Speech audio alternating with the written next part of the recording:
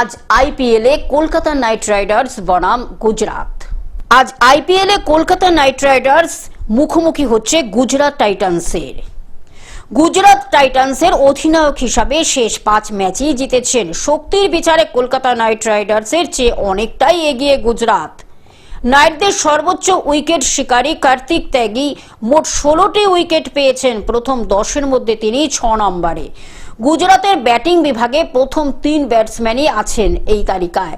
সাই সুদর্শন 501 run করে দ্বিতীয় স্থানে, 467 রান করে ষষ্ঠ স্থানে শুভমন, 355 রান করে 18 নম্বরে Jos Buttler. Bureau report, Globe News. এখন থেকে গ্লোব টিভি দেখুন আপনার স্মার্টফোনেও। গুগল প্লে স্টোর অথবা অ্যাপল স্টোর থেকে ডাউনলোড করুন গ্লোব টিভি লাইভ অ্যাপ। এছাড়া জিও টিভি অ্যাপ থেকে দেখুন গ্লোব টিভি লাইভ।